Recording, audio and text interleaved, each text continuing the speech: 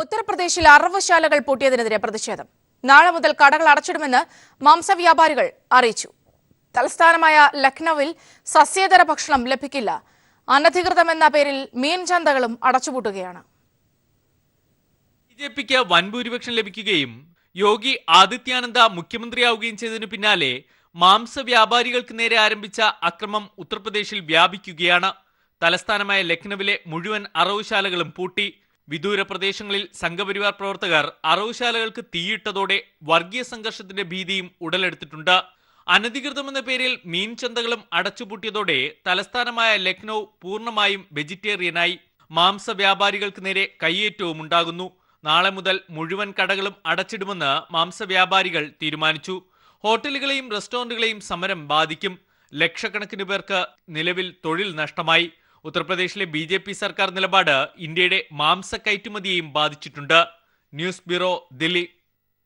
യുപിയിൽ BJP അധികാരത്തിൽ വന്നതോടെ പ്രതീക്ഷിക്കാത്തതിലും വേഗത്തിലാണ് ജനാധിപത്യ വിരുദ്ധ പ്രവർത്തനങ്ങൾ നടക്കുന്നതെന്ന് മുഖ്യമന്ത്രി പിണറായി വിജയൻ. പ്രത്യേക രീതിയിലുള്ള ഭക്ഷണക്രമം അടിച്ചേൽപ്പിക്കാനാണ് ശ്രമം. ഇതിന്റെ ഭാഗമായി ലൈസൻസ് ഉള്ള മാംസവിൽപ്പനശാലകൾ അടിച്ചു തകർക്കുകയാണെന്നും മുഖ്യമന്ത്രി തിരുവനന്തപുരത്ത് പറഞ്ഞു. സാധാരണ നിലക്ക് ആരും പ്രതീക്ഷിക്കാത്ത വേഗതയിലാണ് ജനാധിപത്യ വിരുദ്ധമായ നടപടികൾ അവിടെ ആരംഭിച്ചിരിക്കുന്നത്. ഇവിടെ ഇപ്പോൾ ഒരു പ്രത്യേക രീതിയിലുള്ള ഭക്ഷണക്രമം അടിച്ചേൽപ്പിക്കാനാണ് ശ്രമിക്കുന്നത്. അതിൻ്റെ ഭാഗമായി പുതിയ ബിജെപി ഗവൺമെൻറ് അധികാരത്തിലേറിയതോടെ ഉത്തർപ്രദേശിൽ നിരവധി നടപടികളാണ് നടന്നു വരുന്നത്. മറ്റൊരു സുപ്രധാനമായ വാർത്തയിലേക്ക്. വയനാട് തലപ്പുഴയിൽ വിദ്യാർത്ഥിനികളെ പീഡിപ്പിച്ചു. 7ഉം 8ഉം വയസ്സുമുള്ള കുട്ടികളെയാണ് പീഡിപ്പിച്ചത്. വിവരങ്ങളുമായി അനൂപ് കെ ആർ ചേരുന്നുണ്ട്. അനൂപ്, വിശദാംശങ്ങൾ. വയനാട് തലപ്പുഴയിലാണ് സംഭവം. രണ്ട് വിദ്യാർത്ഥിനികളും ഒരു വിദ്യാർത്ഥിയും പീഡിപ്പിക്കപ്പെട്ടതായാണ് പരാതിയുള്ളത്. പീഡനത്തിനിരയായത് 7ഉം 8ഉം വയസ്സുള്ള കുട്ടികളാണ്. സംഭവത്തിൽ പ്രതികളെന്ന് സംശയിക്കുന്നവരും പ്രായപൂർത്തിയാവാത്തവരെന്നാണ് പോലീസിൽ നിന്ന് ലഭിക്കുന്ന വിവരം. 2-3 ക്ലാസുകളിലെ വിദ്യാർത്ഥിനികളായ 2 പെൺകുട്ടികളും ഒരു ആൺകുട്ടിയുമാണ് പീഡനത്തിനിരയായതെന്നാണ് കഴിഞ്ഞ ദിവസം പരാതി പോലീസിന് ലഭിക്കുന്നത്. കുട്ടികളെ കൗൺസിലിംഗ് നടത്തിയ സ്കൂൾ അധികൃതർ തന്നെയാണ് ഇന്നലെ ഇത്തരമൊരു പരാതി പോലീസിൽ നൽകിയത്. ഇപ്പോൾ തന്നെ തലപ്പുഴ പോലീസ് ഇന്നലെ തന്നെ പോക്സോ ഉൾപ്പെടെ 3 കേസുകൾ ഈ സംഭവവുമായി ബന്ധപ്പെട്ട് രജിസ്റ്റർ ചെയ്തിട്ടുണ്ട്. മാനന്തവാടി പോലീസ് ഇൻസ്പെക്ടറുടെ ചുമതല കൂടി വഹിക്കുന്ന പുൽപ്പള്ളി CI അബ്ദുൽ ബഷീറിന്റെ നേതൃത്വത്തിൽ ഇത് സംബന്ധിച്ചുള്ള വിശദമായ അന്വേഷണം നടക്കുകയാണ്. ഏതായാലും ഇപ്പോൾ ലഭിക്കുന്ന വിവരം ഇത് സംബന്ധിച്ച് ഈ സംഭവത്തിൽ 3 പ്രായപൂർത്തിയാവാത്ത 3 കുട്ടികൾക്കെതിരെ കേസ് എടുത്തിട്ടുണ്ട് എന്നുള്ള ഒരു വിവരമാണ് ഇപ്പോൾ ഇത് സംബന്ധിച്ച് പോലീസിന് ലഭിക്കുന്ന വിവരം. അനൂപാണ് വിവരങ്ങൾ നൽകിയത്. വയനാട്ടിൽ തലപ്പുഴയിൽ വിദ്യാർത്ഥിനികളെ പീഡിപ്പിച്ചു. കുണ്ടറയിലെ 14-കാരന്റെ ദുരൂഹമരണം സംബന്ധിച്ച അന്വേഷണം ക്രൈംബ്രാഞ്ചിന് വിടാൻ തീരുമാനം. കൊല്ലം റൂറൽ SP കേസിൽ ക്രൈംബ്രാഞ്ച് അന്വേഷണം ശുപാർശ ചെയ്ത് തിരുവനന്തപുരം റേഞ്ച് IGക്ക് റിപ്പോർട്ട് നൽകിയിരുന്നു. ഇതിന്റെ അടിസ്ഥാനത്തിലാണ് ഉന്നത പോലീസ് ഉദ്യോഗസ്ഥർ ഇത് സംബന്ധിച്ച് ധാരണയിലെത്തിയത്. നേരത്തെ 14-കാരന്റെ കുടുംബവും പോലീസിന്റെ അന്വേഷണത്തെ വിമർശിച്ചിരുന്നു. 2010-ലാണ് 14-കാരൻ ദുരൂഹ സാഹചര്യത്തിൽ മരിച്ചത്. കുണ്ടറ പീഡന കേസിൽ മരിച്ച പെൺകുട്ടിയുടെ മുത്തച്ഛൻ വിക്ടർ അറസ്റ്റിലായതിനു പിന്നാലെയാണ് മരിച്ച 14-കാരന്റെ അമ്മ ആരോപണവുമായി രംഗത്തെത്തിയത്.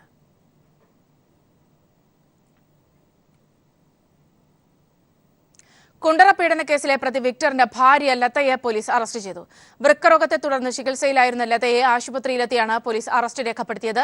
അതേസമയം ലതയുടെ ആരോഗ്യനില ഗുരുതരമെന്ന് ഡോക്ടർ അറിയിച്ചു. വിവരങ്ങളുമായി രാജ്കുമാർ ചേരുന്നുണ്ട്. രാജ്കുമാർ, ലതയുടെ അറസ്റ്റ് സംബന്ധിച്ച് കഴിഞ്ഞ ദിവസങ്ങളിൽ ചില അഭ്യൂഹങ്ങൾ ഉണ്ടായിരുന്നു. ഇവർക്ക് ഗുരുതരമായ വൃക്കരോഗം ഉള്ളതിനാൽ അറസ്റ്റ് ചെയ്യാനാകുമോ എന്ന തരത്തിലൊക്കെ. ഇപ്പോഴത്തെ അറസ്റ്റ് എന്നതിന്റെ പശ്ചാത്തലത്തിലാണ് വിവരങ്ങൾ. മെഡിക്കൽ റിപ്പോർട്ട് പ്രകാരം ഇവർ ഗുരുതരാവസ്ഥയിൽ കഴിയുന്നു എന്നുള്ളതാണ് അതിൽ പറയുന്നത്. അതിന്റെ അടിസ്ഥാനത്തിൽ കൊട്ടാരക്കര DYSP അന്വേഷണ ഉദ്യോഗസ്ഥനായ DYSP കൃഷ്ണകുമാർ കുണ്ട്ര താലൂക്ക് ആശുപത്രിയിലെത്തി അറസ്റ്റ് രേഖപ്പെടുത്തുകയായിരുന്നു. ഇതിന്റെ മെഡിക്കൽ റിപ്പോർട്ട് സഹിതം ജില്ലാ കോടതിയിൽ ഹാജരാക്കിയിട്ടുണ്ട്. ജില്ലാ കോടതിയുടെ നിർദ്ദേശപ്രകാരം ഇനി മജിസ്ട്രേറ്റ് ആശുപത്രിയിലെത്തി വിക്ടറുടെ ഭാര്യ ലതയെ റിമാൻഡ് ചെയ്യും. അതിന്റെ നടപടികൾ ഇപ്പോൾ പുരോഗമിക്കുകയാണ്. ഇന്ന് തന്നെ അതിന്റെ നടപടികൾ ഉണ്ടാകുമെന്നാണ് പോലീസ് അറിയിച്ചിട്ടുള്ളത്. 2 കേസിലാണ് ഇവരെ അറസ്റ്റ് ചെയ്തിട്ടുള്ളത്. ഒന്ന്, കുണ്ടറ പീഡനത്തെ തുടർന്ന് ആത്മഹത്യ ചെയ്ത പെൺകുട്ടിയുടെ കേസും ഒപ്പം തന്നെ മറ്റൊരു പെൺകുട്ടിയെ പീഡിപ്പിച്ചതിന് ഒത്താശ കൊടുത്തു. അങ്ങനെ 2 കേസുകളിലാണ് ഈ വൃദ്ധയെ അറസ്റ്റ് ചെയ്തിട്ടുള്ളത്. വിക്ടറുടെ ഭാര്യയാണ് ലത. രാജ്കുമാറാണ് വിവരങ്ങൾ നൽകിയത്. മിഷേലിന്റെ മരണവുമായി ബന്ധപ്പെട്ട് അറസ്റ്റിലായ ക്രോണിനെതിരെ പോക്സോ ചുമത്തി. പ്രായപൂർത്തിയാകാതിരുന്ന കാലത്തും പ്രതി മിഷേലിനെ ശല്യം ചെയ്തിരുന്നതായി പോലീസ്. വിവരങ്ങളുമായി സാലി മുഹമ്മദ് ചേരുന്നുണ്ട്. സാലി, വിശദാംശങ്ങൾ. സൗമ്യ, ഈ മിഷേലിന്റെ മരണം അന്വേഷിക്കുന്ന ക്രൈംബ്രാഞ്ച് കോടതിയിൽ സമർപ്പിച്ച റിപ്പോർട്ടിലാണ് ഇക്കാര്യമുള്ളത്. അതിക്രമങ്ങൾ തടയുന്നതിനുള്ള നിയമമായ പോക്സോ ചുമത്തുന്നതിന് കാരണമായി പോലീസ് പറഞ്ഞത് മിഷേലിന് പ്രായപൂർത്തിയാകുന്നതിന് മുൻപും മിഷേലിനെ ക്രോൺ ശല്യം ചെയ്തിരുന്നു എന്ന് കണ്ടെത്തിയിട്ടുണ്ടെന്നാണ്. ക്രോണിന്റെ മൊഴി തന്നെ ഇതിന് ബലകമായി. കാരണം ക്രോണിന്റെ മൊഴി കൂടി അടിസ്ഥാനത്തിലാണ് പുതിയ വകുപ്പുകൾ ചേർത്തത്. 2 വർഷത്തിലധികമായി മിഷേലുമായി താൻ അടുപ്പത്തിലായിരുന്നു എന്നായിരുന്നു ക്രോണിന്റെ മൊഴി. ഇക്കഴിഞ്ഞ ജനുവരിയിൽ മാത്രമാണ് മിഷേലിന് 18 വയസ്സ് പൂർത്തിയായത്. ഒപ്പം തന്നെ ഈ മിഷേലിനെ വർഷങ്ങളായി ക്രോൺ ശല്യം ചെയ്തിരുന്ന മിഷേലിന്റെ സുഹൃത്തുക്കളുടെ മൊഴി പോലീസിന്റെ കൈവശമുണ്ട്. അതും ഇക്കാര്യത്തിൽ നിർണായകമായി. ഒപ്പം മിഷേലിനെ പിന്തുടർന്ന് ശല്യം ചെയ്തതിന് പുതിയ ചില വകുപ്പുകൾ കൂടി ചുമത്തിയിട്ടുണ്ട് എന്നും കോടതിയിൽ സമർപ്പിച്ച റിപ്പോർട്ടിൽ പറയുന്നു. നിലവിൽ ആത്മഹത്യാ പ്രേരണ കുറ്റമായിരുന്നു ക്രോണിനെതിരെ ചുമത്തിയിരുന്നത്. ഏതായാലും പുതിയ നിയമം പോക്സോ കൂടി ചുമത്തിയതോടെ നടപടി കൂടുതൽ കടുത്തതാകുമെന്ന് ഉറപ്പായി. സാലി മുഹമ്മദാണ് വിവരങ്ങൾ നൽകിയത്. CR മഹേഷിന്റെ രാജിക്ക് പിന്നാലെ കോൺഗ്രസ് നേതൃത്വത്തിനെതിരെ ആഞ്ഞടിച്ച് Pathanamthitta DCC vice president Vettoor Jyothiprasad. ഹിന്ദുക്കളായ നേതാക്കളെ തകർക്കാൻ കോൺഗ്രസിൽ ആസൂത്രിത നീക്കം നടക്കുന്നതായി വെട്ടൂർ ജ്യോതിപ്രസാദിന്റെ ഫേസ്ബുക്ക് പോസ്റ്റ്. ഹൈന്ദവരായ നേതാക്കളെ സംഘപരിവേഷം ചാർത്തി തകർക്കാൻ ശ്രമിക്കുകയാണെന്ന് ജ്യോതിപ്രസാദ് ആരോപിക്കുന്നു. രമേശ് ചെന്നിത്തലയുടെ അടുത്ത അനുയായിയാണ് വെട്ടൂർ ജ്യോതിപ്രസാദ്. ഇക്കാര്യം വിവാദമായതിനെ തുടർന്ന് ജ്യോതിപ്രസാദ് ഫേസ്ബുക്ക് പോസ്റ്റ് പിൻവലിച്ചു. എയർ ഇന്ത്യ ജീവനക്കാരനായ മലയാളിയെ മർദ്ദിച്ച ശിവസേന MP-ക്ക് പിന്തുണയുമായി കേന്ദ്ര സർക്കാർ. വിമാനയാത്ര ചെയ്യുന്നതിൽ നിന്നും MP-ക്ക് ഏർപ്പെടുത്തിയ വിലക്ക് നിയമവിരുദ്ധമെന്ന് കേന്ദ്ര നിയമകാര്യ സഹമന്ത്രി PP ചൌധരി പറഞ്ഞു. അതേസമയം വധശ്രമ കേസ് എടുത്തെങ്കിലും MP അറസ്റ്റ് ചെയ്യുന്നത് വൈകുകയാണ്. ബിസിനസ് ക്ലാസ് നൽകിയില്ലെന്നാരോപിച്ച് Shiv Sena MP Ravindra Gaikwad Air India deputy മാനേജരും കണ്ണൂർ സ്വദേശിയുമായ സുകുമാറിനെ മർദ്ദിച്ചതിനാണ് എയർലൈൻസ് ഫെഡറേഷൻ MP-ക്ക് വിലക്കേർപ്പെടുത്തിയത്.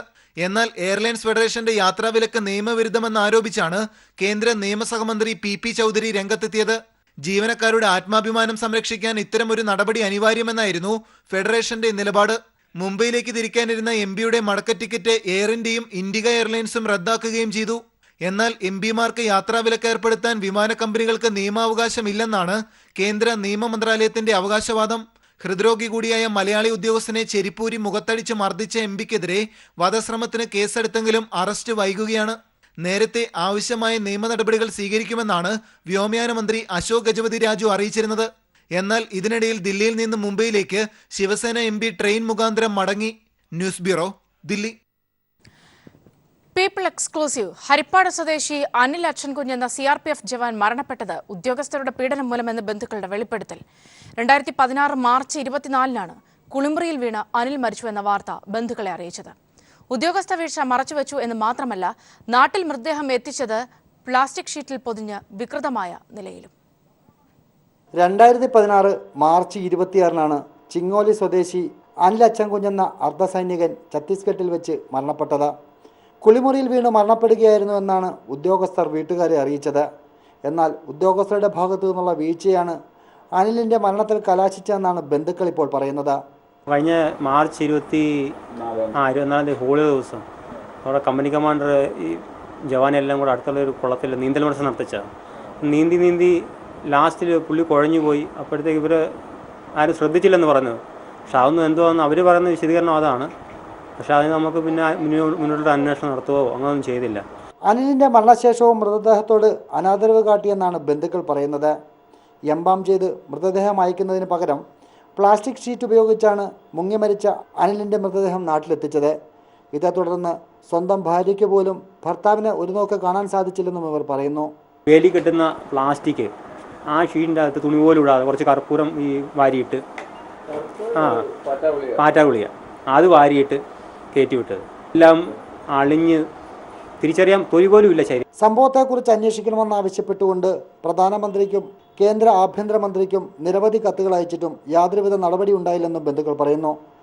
അനിലിൻ്റെ അഴുകിയ മൃതദേഹം വീട്ടുകാർ വാങ്ങാൻ തയ്യാറാകാതിരുന്നപ്പോൾ KC വേണുഗോപാൽ MPയും ഹരിപ്പാട് MLA രമേശ് ചെന്നിത്തലയും ചേർന്നാണ് തങ്ങളെക്കൊണ്ട് മൃതദേഹം വാങ്ങിപ്പിച്ചതെന്നും ഇത് സംബന്ധിച്ച് അന്വേഷണം നടത്താമെന്ന് ഇവർ നൽകിയ ഉറപ്പുകൾ പാലിച്ചിട്ടില്ലെന്നും ബന്ധുക്കൾ പറയുന്നു. കേരളത്തിൽ നിന്നുള്ള സൈനികർ ഉദ്യോഗസ്ഥ പീഡനത്തിന് ഇരയാകുന്നുവെന്ന വാർത്തകൾ ഉയർന്നു വരുന്ന സാഹചര്യത്തിലാണ് ജവാന്റെ മരണത്തിന് പിന്നിലും ഉയർന്ന ഉദ്യോഗസ്ഥർക്ക് പങ്കുണ്ട് എന്ന വാർത്തകൾ പുറത്തുവരുന്നത്. Shajahan, news bureau, Alappuzha. കേന്ദ്രം പ്രഖ്യാപിക്കാനിരിക്കുന്ന വിദ്യാഭ്യാസ നയം മതേതരത്വത്തിന് ഊന്നൽ നൽകുന്നതായിരിക്കില്ലെന്ന് മുഖ്യമന്ത്രി പിണറായി വിജയൻ. തീവ്രവർഗീയ നിലപാടുകൾ അടങ്ങുന്നതായിരിക്കും കേന്ദ്ര നയമെന്നും മുഖ്യമന്ത്രി പറഞ്ഞു. തിരുവനന്തപുരത്ത് KSTA വിദ്യാഭ്യാസ കമ്മീഷൻ റിപ്പോർട്ട് പ്രകാശനം ചെയ്യുകയായിരുന്നു അദ്ദേഹം. നടപ്പാക്കാൻ ഉദ്ദേശിക്കുന്ന വിദ്യാഭ്യാസ നയത്തിന് ഒട്ടേറെ പ്രത്യേകതകളാണ് ഉണ്ടാകാൻ പോകുന്നത്. ഒന്ന്, നവലിബറൽ നയത്തിൽ അധിഷ്ഠിതമായതായിരിക്കും.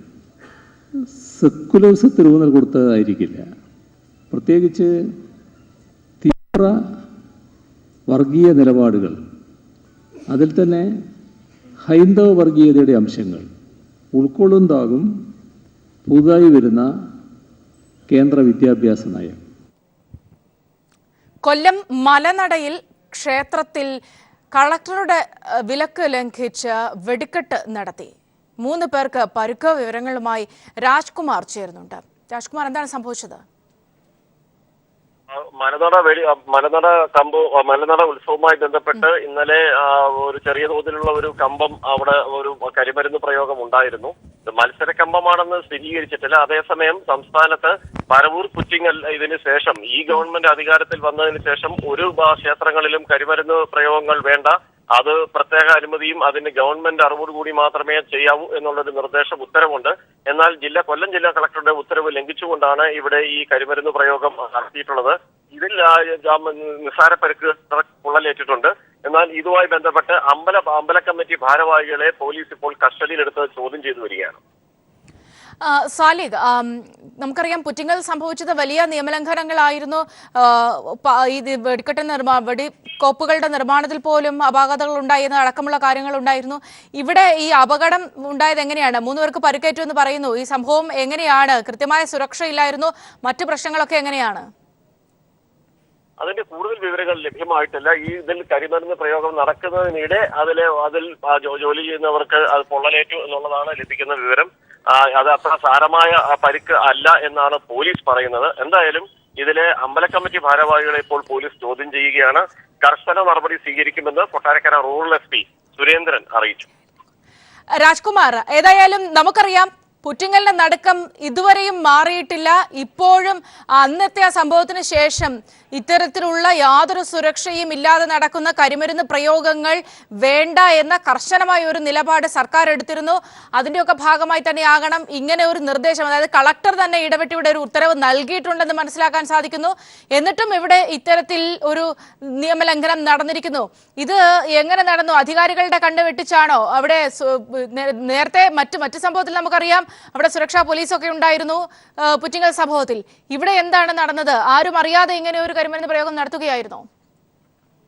കൊല്ലം ജില്ലയുടെ ഒരു ചരിത്രം പരിശോധിച്ചാൽ കൃത്യമായ ഒരു വർഷം ഞാൻ ഓർക്കുന്നില്ലെങ്കിൽ പോലും ഏകദേശം 25-30 വർഷങ്ങൾക്ക് മുമ്പ് ഈ മലനടയിലാണ് നിരവധി പേർ ഇതേപോലെ പരവൂർ പുറ്റിങ്ങൽ പോലെ വെടിക്കെട്ട് ദുരന്തത്തിൽ 30-ലധികം പേർ കൊല്ലപ്പെട്ട സംഭവം ഉണ്ടായിട്ടുണ്ട്. അതിനുശേഷം കർശന നിയന്ത്രണങ്ങളും നിയമത്തിൽ തന്നെ വലിയ മാറ്റങ്ങളും ഒക്കെ വരുത്തിയാണ് കമ്പങ്ങളെല്ലാം നടന്നു വന്നിരുന്നത്. ഇപ്പോൾ ഏറ്റവും ഒടുവിൽ പരവൂർ പുറ്റിങ്ങലിലെ ദുരന്തത്തിന് ശേഷം ഇതിൽ കർശന നിയന്ത്രണങ്ങളാണ് ഇപ്പോൾ കേന്ദ്ര സർക്കാരായാലും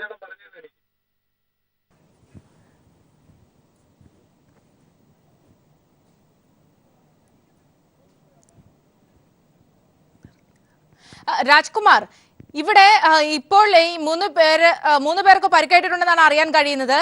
ഈ എന്താണ് സംഭവിച്ചത്? ഈ അപകടം എങ്ങനെ സംഭവിച്ചു എന്ന കാര്യം വ്യക്തമാണോ? ഈ ചിലരെ കസ്റ്റഡിയിലെടുത്തു എന്ന് അറിയുന്നു.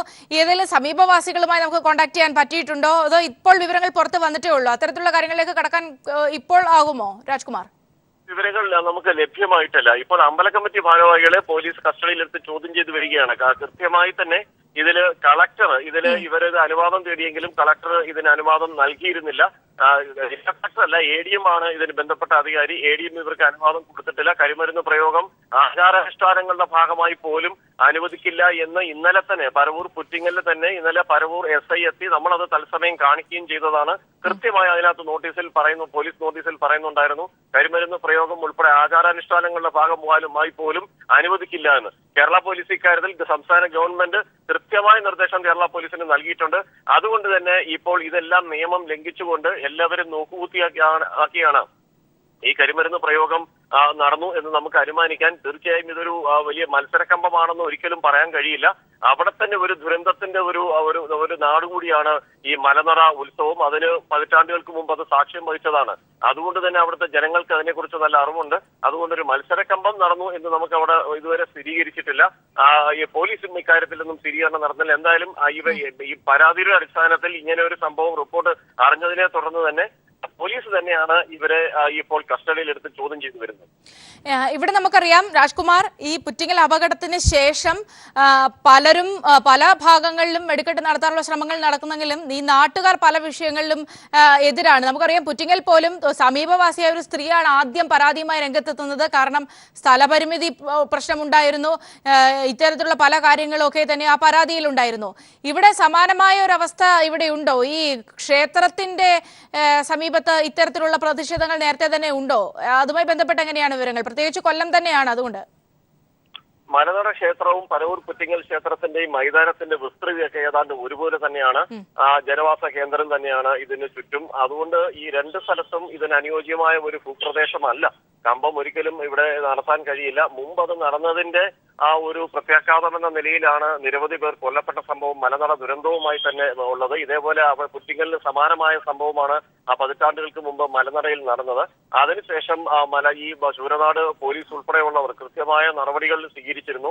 എന്നാൽ ഇന്നലെ സംഭവിച്ചത് എന്താണെന്നുള്ളതിന്റെ ഒരു അമ്പരപ്പിലാണ് പോലീസ് പോലും. എന്തായാലും അത് ആചാരാനുഷ്ഠാനങ്ങളുടെ ഭാഗമായി ആണ് ഇത് നടന്നതെങ്കിൽ പോലും അത് പാടില്ലായിരുന്നു എന്നുള്ള നിലപാടിൽ തന്നെയാണ് പോലീസ്. എന്തായാലും കമ്മിറ്റി ഭാരവാഹികളെയും ഇതിന്റെ ബന്ധപ്പെട്ടവരെയും ഇപ്പോൾ പോലീസ് കസ്റ്റഡിയിൽ എടുത്തിട്ടുണ്ട്. രാജ്കുമാർ, ഞാൻ തിരികെ എത്താം.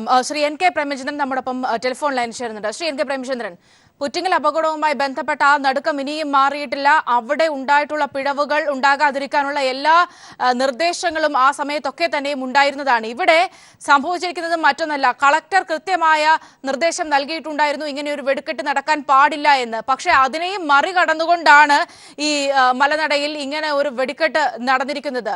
ശ്രീ പ്രേമചന്ദ്രൻ, തീർച്ചയായിട്ടും ഗുരുതരമായ വീഴ്ചയാണ് ബന്ധപ്പെട്ടവരുടെ ഭാഗത്ത് നിന്നുണ്ടായിട്ടുള്ളത്.